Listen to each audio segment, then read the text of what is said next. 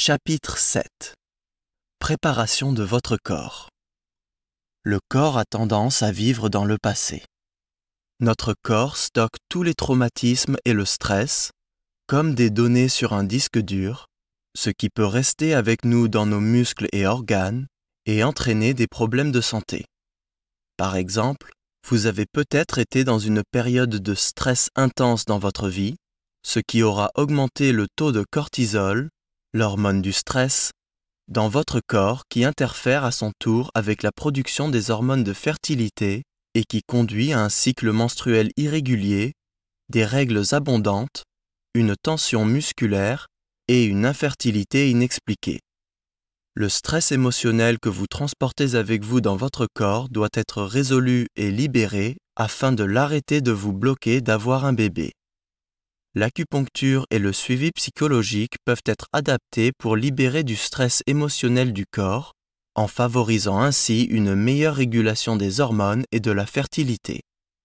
Vous pouvez également faire cela avec la pleine conscience et la méditation.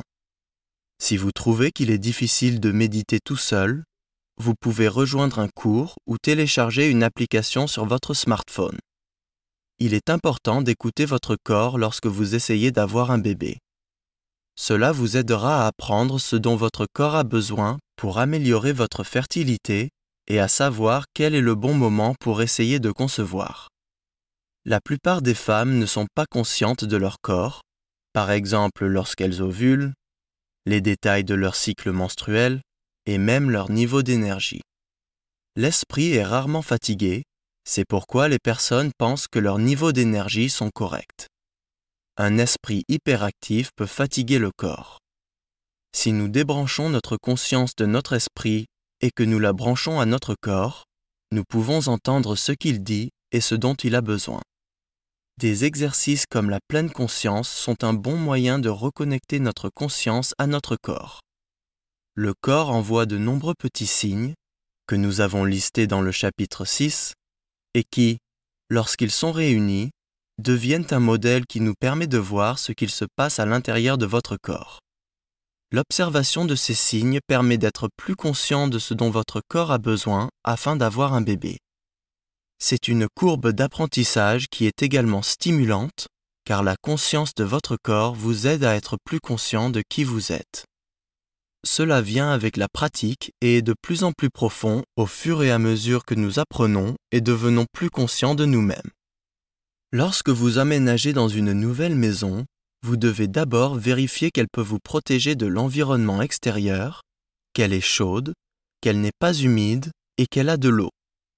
Il est donc judicieux de préparer votre utérus pour que votre bébé s'y loge pendant les 9 mois suivants, en vérifiant que votre utérus est suffisamment chaud, qu'il a suffisamment d'énergie et de sang, qu'il n'est pas humide, et qu'il est protégé contre la dureté du monde qui l'entoure et que nous appelons la Terre. L'utérus est un endroit pour que votre bébé grandisse, et il agit comme un foyer de transition, permettant au bébé de s'acclimater à notre monde. L'optimisation de votre mode de vie est un bon moyen de prendre le contrôle de votre fertilité et de prendre des mesures proactives pour améliorer vos chances d'avoir un bébé. On nous dit souvent qu'un bon mode de vie signifie perdre du poids, avec le dernier régime des stars, et de faire du sport, comme un marathonien, tout en continuant d'aller au travail, d'avoir une carrière réussie, de s'habiller à la mode, d'avoir une jolie maison bien propre, d'être une grande cuisinière et d'avoir une vie sociale bien remplie.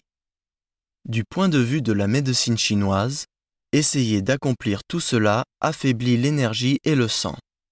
Cela entraîne une réduction des taux de leptine et un déséquilibre des taux d'hormones, ce qui peut causer une infertilité. Pour améliorer la fertilité, il est nécessaire d'augmenter l'énergie et les niveaux de sang. Vous devriez économiser et stocker votre énergie plutôt que de la dépenser, afin de sortir votre corps de la dette de fertilité. Vous pouvez aider votre utérus à être un meilleur foyer en changeant votre manière de manger, votre temps de sommeil, le temps d'activité physique, le temps que vous passez au travail et le type de vêtements que vous portez pour garantir des quantités suffisantes d'énergie et de sang pour votre bébé. Sommeil. Le sommeil peut fortement affecter la fertilité. Aller se coucher à minuit ou plus tard affecte le yin, car minuit représente le point le plus élevé du yin. Cela peut affecter la qualité de l'ovule et des spermatozoïdes. Il existe un proverbe qui dit « 2 heures de sommeil avant minuit en valent 10 après minuit ». Je suis entièrement d'accord. Ces 2 heures avant minuit préservent votre yin pour votre fertilité. Pour améliorer votre fertilité, essayez de vous coucher avant 22 heures. Il vous faudra un peu de temps si vous n'êtes pas habitué, mais vous remarquerez que vous vous sentirez mieux. Des études ont démontré que les femmes qui travaillent le soir ou la nuit ont moins d'ovules disponibles. Cela est dû au fait que leur jing est épuisé par une perte excessive de yin. Des recherches ont démontré que les femmes qui dorment 7 à 8 heures par nuit ont une meilleure fertilité, tandis que les femmes qui dorment 4 à 6 heures et celles qui dorment 9 à 11 heures ont une fertilité plus faible. Dormir pendant 4 à 6 heures réduit la quantité d'énergie, de sang, de leptine et de mélatonine dans l'organisme, ce qui altère ainsi la fertilité, tandis que les femmes qui ont besoin de 9 à 11 heures de sommeil par nuit ont une carence, ce qui signifie que leur fertilité est déjà altérée et que le corps essaye de récupérer en dormant plus. Faire une sieste récupératrice dans l'après-midi est un bon moyen de stimuler les niveaux d'énergie et la fertilité. Vous avez besoin de dormir seulement pendant 20 minutes pour relancer les niveaux d'énergie de votre corps. La quantité de sommeil n'est pas le seul élément important. La qualité l'est également. La qualité du sommeil peut être affectée par l'anxiété, des rêves agités, l'envie d'uriner la nuit, des nuisances sonores ou un lit inconfortable. Il est fondamental d'avoir un matelas et un oreiller confortables car vous passez énormément de temps dessus, en moyenne 26 ans de votre vie à dormir. Investissez dans ceux que vous trouvez confortables et qui vous permettront de tomber dans un sommeil profond sans rêve. En médecine chinoise, il n'est pas bon de rêver la nuit. Cela signifie que votre esprit travaille toujours, alors qu'il a véritablement besoin de s'arrêter et de se reposer, sans quoi il peut perturber le sommeil et réduire le sommeil et les niveaux de sang, ce qui affecte la fertilité. Si vous êtes sensible au bruit, utilisez des bouchons d'oreille. Si vous vous réveillez la nuit pour aller aux toilettes, essayez d'arrêter de boire au moins 1 heure avant d'aller vous coucher. Un bon sommeil est précieux. Si vous avez du mal à vous endormir ou que vous vous réveillez pendant la nuit ou à 5 heures du matin, alors cela signifie sûrement que votre esprit ne se repose pas et est anxieux. Essayez de vous détendre avant d'aller au lit. Ne regardez pas la télé et n'utilisez pas votre téléphone, ordinateur ou tablette au moins 1 heure avant d'aller vous coucher, car de nombreuses stimulations peuvent vous maintenir éveillé, notamment la lumière bleue. Lisez plutôt un roman, écoutez de la musique ou faites du yoga pour éliminer le stress de la journée. Cela vous aidera à vous détendre, ce qui facilitera votre sommeil. Bain ou douche. Plus souvent qu'autrement, les femmes préfèrent prendre des bains chauds, tandis que les hommes préfèrent des douches chaudes. Il est déconseillé de prendre un bain après l'ovulation, car la chaleur autour de l'utérus peut faire que l'embryon fécondé se détache de la paroi utérine, provoquant ainsi une fausse couche précoce. Cependant, il n'y a pas de problème à prendre un bain avant l'ovulation, mais pas après. Les hommes doivent également être prudents concernant la chaleur à laquelle ils se soumettent, notamment dans la zone de l'aine. Les testicules d'un homme sont à l'extérieur de leur corps afin de les garder plus froids pour une production optimale de spermatozoïdes. Une chaleur excessive dans la zone de l'aine affecte la production de spermatozoïdes, leur mobilité, ainsi que l'ADN dans la tête des spermatozoïdes. C'est pour cette raison que les hommes devraient complètement éviter de prendre des bains et devraient uniquement prendre des douches chaudes à la place. Ils devraient également éviter les saunas et les jacuzzis pour la même raison. Avoir les cheveux mouillés fait perdre de la chaleur, yang, à partir de la tête. Nous avons des cheveux sur la tête pour nous protéger contre le soleil et pour garder la chaleur à l'intérieur. Séchez immédiatement vos cheveux après les avoir lavés et ne sortez jamais avec les cheveux mouillés. Avoir les cheveux mouillés peut réduire la température du corps, réduire la circulation sanguine et entraîner une utilisation importante des réserves d'énergie par le corps pour vous garder au chaud, alors que cette énergie pourrait être utilisée pour votre fertilité. Avoir froid peut également affecter la thyroïde et entraîner une infertilité liée à la thyroïde, ainsi que la distribution de l'hormone folliculostimulante, FSH, aux ovaires. Activité physique. Il est bon, aussi bien pour la fertilité masculine et féminine, de pratiquer régulièrement une activité physique. Je vous recommande environ 30 minutes d'activité cardio, non traumatisante, comme le vélo, l'aviron ou le cross-training, 3 fois par semaine. Cela aide à réguler l'énergie et la circulation sanguine et à réduire les hormones du stress comme la cortisone provenant de l'organisme et qui peut causer de l'infertilité. Les sports à impact comme la course à pied, le tennis et le badminton peuvent faire qu'un embryon implanté se détache de la paroi utérine et provoque une fausse couche. Des exercices plus doux, qui aident le corps à se détendre, doivent être associés à des activités cardio. Par exemple, les exercices yoga ou du pilate avec du cardio 3 fois par semaine. Il n'est pas bon, aussi bien pour la fertilité masculine et féminine, de pratiquer une activité physique excessive. Être mince signifie juste que vous êtes mince. Cela ne signifie pas que vous êtes en bonne santé. Il s'agit d'une idée erronée dans la culture occidentale. De récentes recherches ont démontré que les femmes qui font trop d'activité physique ont moins d'ovules disponibles. L'activité physique utilise de nombreuses ressources de l'organisme, le chi, le sang, le yin et le jing, et en laisse moins pour la fertilité. Souvent, les personnes font du sport pour se donner plus d'énergie. Cela fonctionne car le cœur pompe du sang autour du corps, ce qui régule son débit et permet à l'organisme de nettoyer tout problème éventuel, mais cela ne vous donne pas réellement plus d'énergie. Cela vous permet juste de mieux circuler autour du corps en le régulant, ce qui vous fait sentir que vous avez plus d'énergie. Seule une activité comme le Qigong peut réellement vous donner plus d'énergie. Autrement, l'énergie provient d'un bon sommeil et d'une bonne alimentation. Mode de vie sédentaire.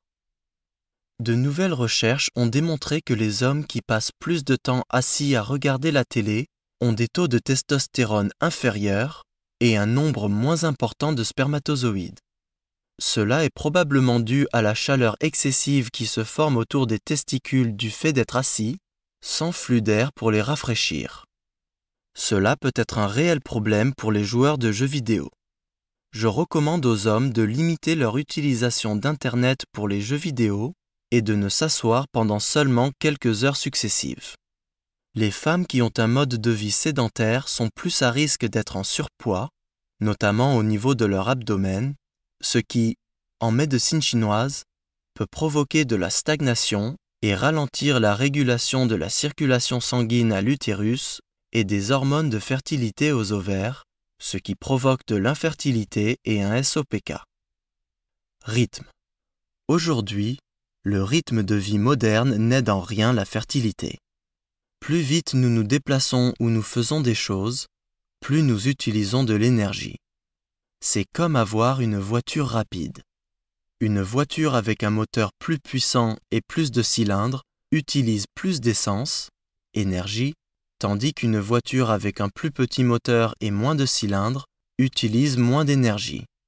En nous déplaçant à un rythme rapide, nous utilisons de l'énergie et du sang qui pourrait entraîner une réduction des taux de leptine, ce qui affectera la régulation des hormones libérées par l'hypothalamus. Si nous nous déplaçons à un rythme plus lent et que nous sommes plus patients, nous utilisons moins d'énergie et nous sommes capables de la conserver pour notre fertilité. Consommation de drogue. Les hommes ne devraient pas consommer de drogues illégales comme de la cocaïne, du crack, de la MDMA ou du THC, au moins 6 mois avant d'essayer de concevoir, car ces drogues endommagent l'ADN des spermatozoïdes. Elles vident le jing, essence, en médecine chinoise, ce qui altère également la qualité de l'ovule chez les femmes. Les hommes et les femmes devraient renoncer à la cigarette, y compris à la cigarette électronique, car la nicotine altère la qualité du sperme et peut empêcher une femme d'ovuler et peut entraver l'implantation de l'embryon dans la paroi utérine. Je recommande aux hommes et aux femmes de limiter leur consommation d'alcool chaque semaine à un maximum de 2 verres de vin rouge, 125 ml ou 1,4 unités par verre. Vêtements. Lors d'un traitement pour la fertilité, les vêtements et leur impact sur la fertilité sont rarement examinés. Dans le monde actuel, nous sommes souvent isolés de l'environnement de la Terre. Nous regardons par la fenêtre de nos maisons chauffées et essayons de prévoir la température qu'il fera dehors. Porter des vêtements adaptés selon la saison peut fortement améliorer votre fertilité. Des recherches ont démontré qu'une exposition au froid affecte les taux de FSH aux ovaires. Lorsque la température extérieure est inférieure à 10 degrés Celsius, soit 50 degrés Fahrenheit, il est mieux pour votre santé et votre fertilité de porter des sous-vêtements thermiques pour garder la chaleur, notamment au niveau des jambes. La plupart des personnes vont porter 3 ou 4 couches au niveau de la partie supérieure de leur corps, mais seulement une couche au niveau des jambes. Les jambes comportent nos groupes musculaires les plus importants et lorsqu'elles se refroidissent, cela peut affecter la circulation du sang et les hormones qu'il contient. Il est important de garder la chaleur de votre utérus et de le protéger contre le froid. Vous ne laisseriez pas les fenêtres ou les portes ouvertes dans la chambre du bébé pour laisser entrer le froid, alors pourquoi le feriez-vous avec votre utérus? Lorsqu'il fait froid, portez des sous-vêtements thermiques et comme isoler votre maison contre les pertes de chaleur, énergie, en gardant votre utérus et en faisant de lui un foyer parfait pour votre bébé. Vous pouvez appliquer une bouteille d'eau chaude sur votre bas-ventre avant l'ovulation afin de favoriser la circulation du sang jusque vos follicules et votre utérus. Après l'ovulation, n'appliquez pas de chaleur sur le bas de votre ventre.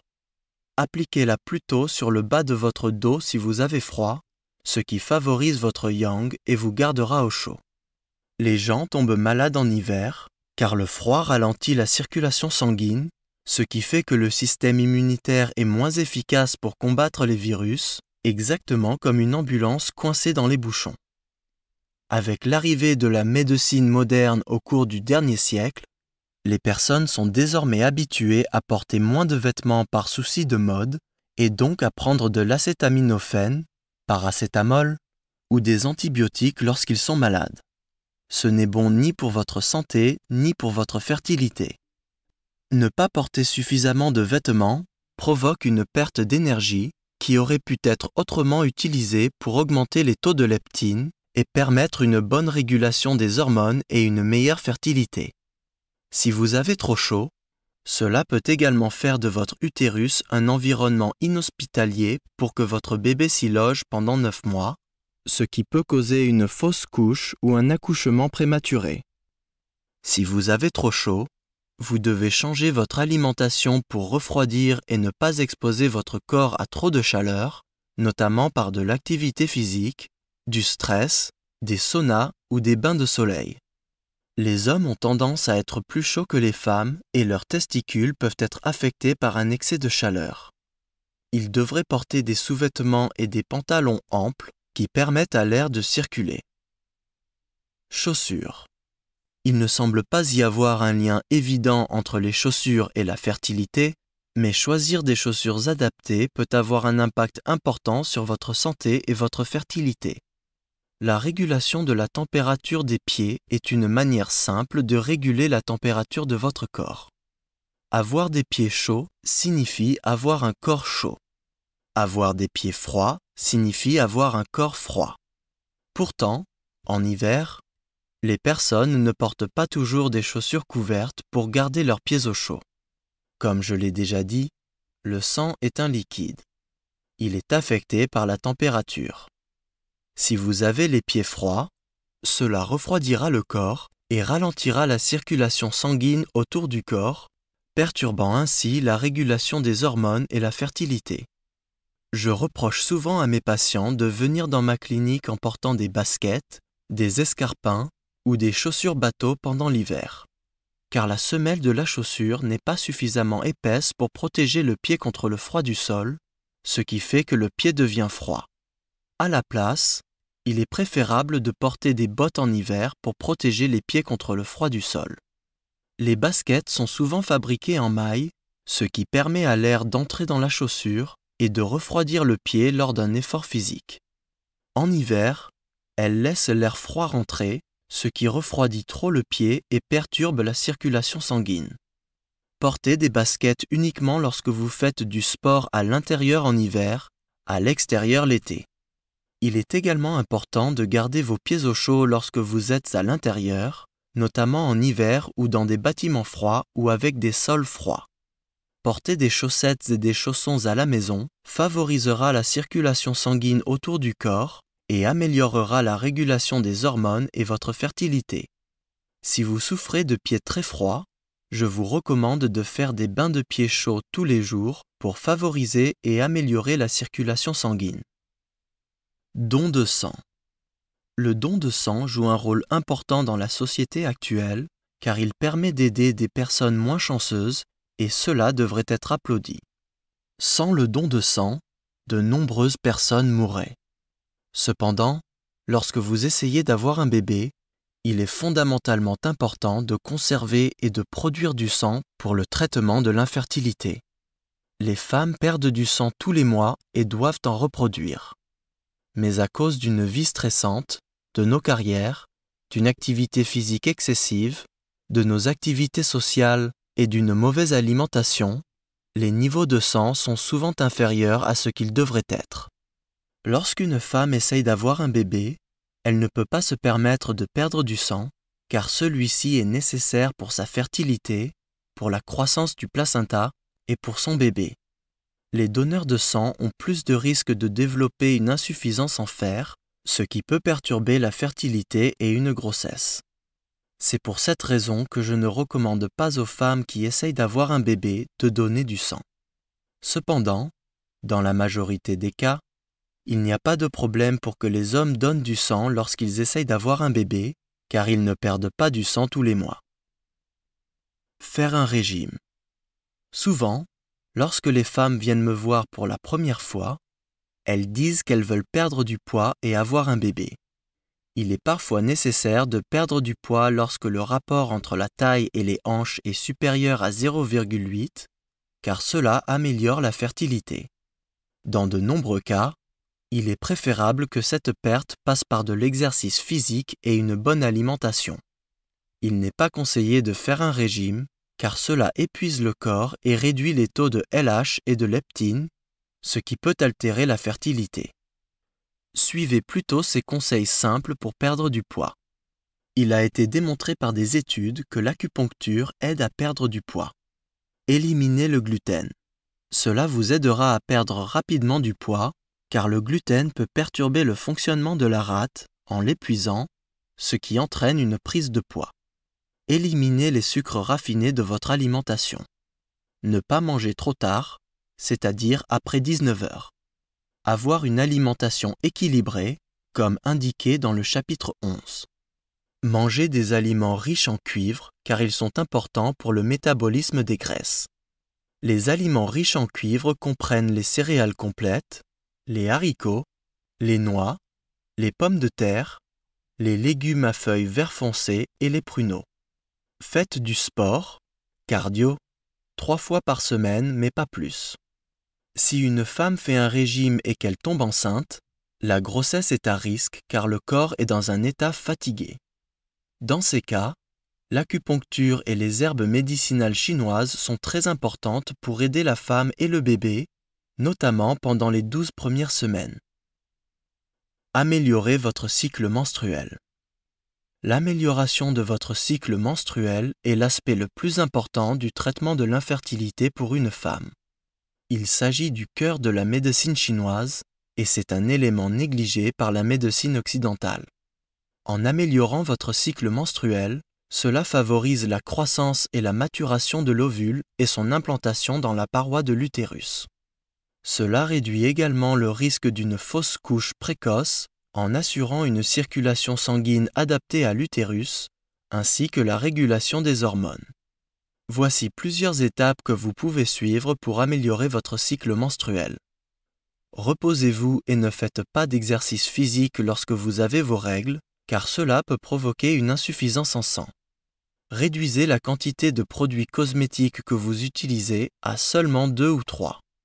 Par exemple, utilisez uniquement du déodorant et une crème pour le visage ou les mains, et éliminez le rouge à lèvres, le vernis à ongles et le parfum. Si vous n'êtes pas certaine des composants des cosmétiques et que vous ne savez pas si leur utilisation est conseillée, vous pouvez télécharger sur votre téléphone une application qui vous le dira. Dans l'App Store, recherchez Think Dirty en anglais, Healthy Living en anglais ou Yuka en français. Vous coucher plus tôt sera favorable pour le niveau d'énergie lorsqu'il est faible pendant vos saignements menstruels.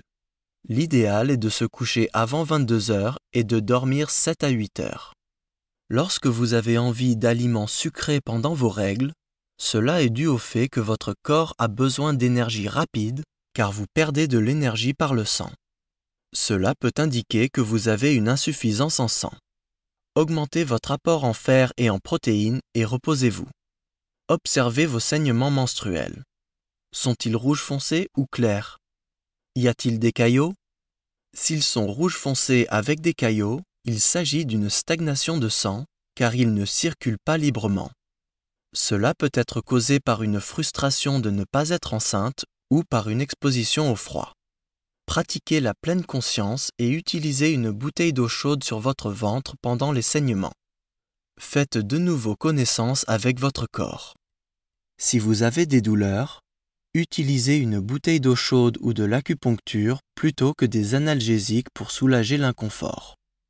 En médecine chinoise, la douleur est causée par la stagnation.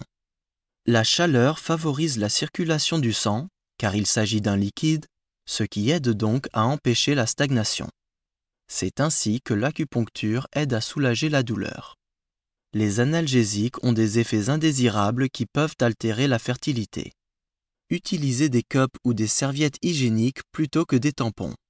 Désolé, l'utilisation d'un tampon risque d'entraîner la remontée du sang plutôt que son écoulement.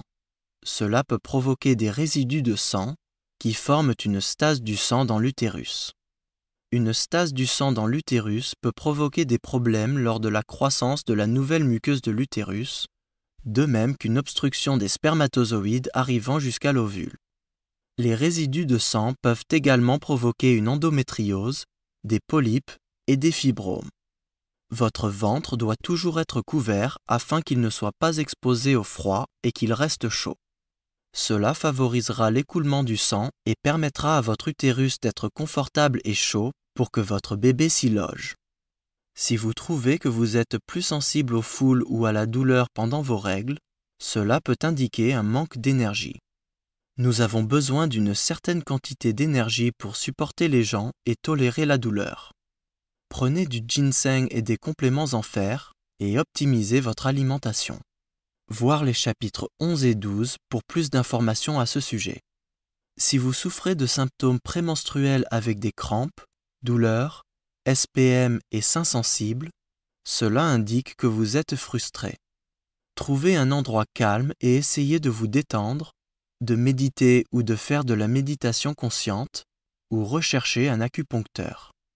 Ayez conscience que les changements de fuseau horaire, par exemple du fuseau de Greenwich, GMT, à l'heure du Pacifique, PST, peuvent affecter la durée de votre cycle menstruel ainsi que la date d'ovulation. Recevez un traitement d'acupuncture au moins une fois par semaine. Vous pouvez également avoir besoin d'herbes médicinales chinoises. Améliorer la qualité de l'ovule. La croissance d'un ovule, qui se déroule en 85 jours, comporte 3 étapes.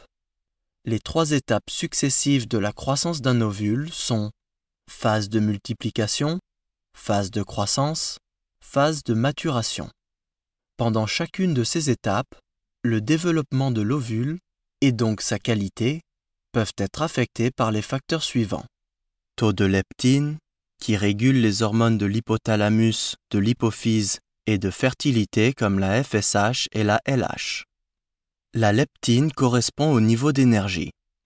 Conserver votre énergie permettra d'augmenter les taux de leptine, d'améliorer la régulation des hormones et la qualité de l'ovule. Glucides complexes, qui sont nécessaires pour que l'hormone FSH active la croissance du follicule et favorise sa maturation, l'ovulation et la fécondation successives. Il est donc important pour la qualité de l'ovule de s'assurer que la femme mange de nombreux glucides complexes, environ 250 à 350 grammes par jour. Une exposition à des substances chimiques artificielles contenues dans les cosmétiques, le tabac, les emballages et les aliments perturbent les hormones dans l'organisme et la qualité de l'ovule. Voir le chapitre 4 pour plus d'informations à ce sujet. Pollution de l'air par les transports. Portez un masque contre la pollution atmosphérique ou évitez les routes principales avec un trafic important ou le métro. Carence en nutriments, vitamines et minéraux. Prenez des compléments alimentaires pour la grossesse de bonne qualité. Voir le chapitre 12. Stress, activité physique excessive, travail de nuit ou soulever des objets lourds. Réduisez le stress, ne travaillez pas la nuit et pratiquez la pleine conscience, la méditation ou le yoga. Prise d'acétaminophène, paracétamol ou d'aspirine qui peut affecter l'ovulation. Ne prenez pas d'analgésiques. Utilisez plutôt des baumes, des gels, des patchs chauffants ou de l'acupuncture. Afin d'améliorer la qualité de vos ovules, évitez les aliments qui contiennent du soja et de la caféine. Évitez les substances qui contiennent du cadmium et du mercure. Buvez l'eau filtrée du robinet. Ne réutilisez pas les bouteilles plastiques. Mangez des quantités suffisantes de protéines, de glucides complexes et d'acides gras essentiels. Voir le chapitre 10 pour plus d'informations à ce sujet. Suivez mes régimes alimentaires pour les femmes et les hommes. Voir le chapitre 11. Suivez un traitement d'acupuncture toutes les semaines. Assurez-vous que vos taux de calcium sont suffisants dans votre alimentation, car ils favorisent la maturation de l'ovule. Parmi les bonnes sources de calcium, on retrouve les amandes, les noix du Brésil, les noisettes, le varech, l'algue nori, le persil, le quinoa, les sardines et les graines de tournesol. Assurez-vous de dormir de 7 à 8 heures par nuit. Réduisez l'utilisation des cosmétiques à seulement 2 articles, c'est-à-dire un déodorant et une crème pour le visage et les mains. Prenez un antioxydant puissant, comme la mélatonine, 3 mg, avant de vous coucher pour protéger la qualité de l'ovule. Prenez quotidiennement des herbes médicinales chinoises. Voir le chapitre 14. Prenez quotidiennement des compléments comme de la DHEA, 25 à 75 mg, de la coenzyme Q10, 600 mg, et de la gelée royale, 1000 mg. Améliorer la qualité des spermatozoïdes. L'amélioration de la qualité des spermatozoïdes peut être largement obtenue en modifiant l'alimentation d'un homme. Il a été démontré qu'éliminer la viande, le piment, l'alcool, que la plupart des hommes consomment en abondance, et le lait de vache, et que les remplacer par du poisson, des algues, spiruline et chlorella, et de l'eau améliore la qualité du sperme. L'acupuncture et les herbes médicinales chinoises peuvent également améliorer la qualité des spermatozoïdes. Les hommes devraient éviter toute chaleur autour de la zone de l'aine et donc éviter les ordinateurs portables sur les genoux, les sous-vêtements serrés, les saunas et les bains de soleil. Les hommes doivent également éviter le stress et les longues heures de travail et devraient également éviter de se coucher tard, après 22 heures. Les hommes doivent manger de nombreux aliments avec des antioxydants, car ils protègent les spermatozoïdes contre les dommages causés par les radicaux libres et doivent éviter les substances qui contiennent du cadmium, du plomb et du mercure. Parmi les compléments qui peuvent améliorer la qualité du sperme et qui doivent être pris quotidiennement, on retrouve coenzyme Q10, 600 mg, acides gras essentiels, oméga 3, 14 g, L-arginine, 15 g, lycopène, 5 à 10 mg, sélénium, 200 microgrammes, vitamine C, 1 g, vitamine E, 100 à 400 mg, zinc, 15 à 66 mg. Les hommes doivent également éviter des pertes de sperme excessives, car cela peut fatiguer l'organisme. Dans l'idéal, le sperme doit être éjaculé uniquement lorsque vous essayez d'avoir un bébé au moment de l'ovulation. Améliorer l'implantation. L'implantation est contrôlée par plusieurs facteurs. L'embryon, le système immunitaire de la mère, le facteur inhibiteur de leucémie, LIF, et les produits avancés de la glycation, AGE. Le LIF est une cytokine, messager immunitaire, qui aide à réguler la fonction immunitaire dans l'utérus, tandis que les AGE sont des protéines ou des lipides qui se lient au sucre, ce qui peut rendre la muqueuse de l'utérus inhospitalière pour un embryon. S'assurer que l'embryon est de bonne qualité favorise l'éclosion de l'embryon et le début de son implantation dans la paroi utérine de la mère. L'implantation a lieu uniquement pendant la période limitée de la fenêtre d'implantation, une période de 4 à 5 jours pendant laquelle l'utérus est réceptif, entre le 20e et le 24e jour d'un cycle menstruel normal. Le système immunitaire de la mère diminue, les taux de TH1 baissent après l'ovulation, ce qui permet à l'embryon de s'implanter. Cependant, si les taux de la cellule immunitaire TH1 sont supérieurs à la normale dans l'organisme de la femme, l'embryon ne pourra pas s'implanter. L'acupuncture peut réguler les taux de TH1 et TH2 et augmenter les taux de LIF, qui sont tous les deux nécessaires pour une implantation normale. Être détendu et ne pas être stressé peut également réduire les facteurs immunitaires qui peuvent perturber l'implantation de l'embryon. Manger de nombreux acides gras essentiels, comme les oméga 3, aide à réguler la fonction immunitaire, permettant ainsi à l'embryon de s'implanter dans la paroi de l'utérus. Consommer moins d'aliments et de liquides contenant du sucre peut réduire les taux d'AGE qui perturbent l'implantation. Prendre des compléments de ginseng peut augmenter les taux de TH2, ce qui protège l'implantation d'un embryon dans la muqueuse de l'utérus.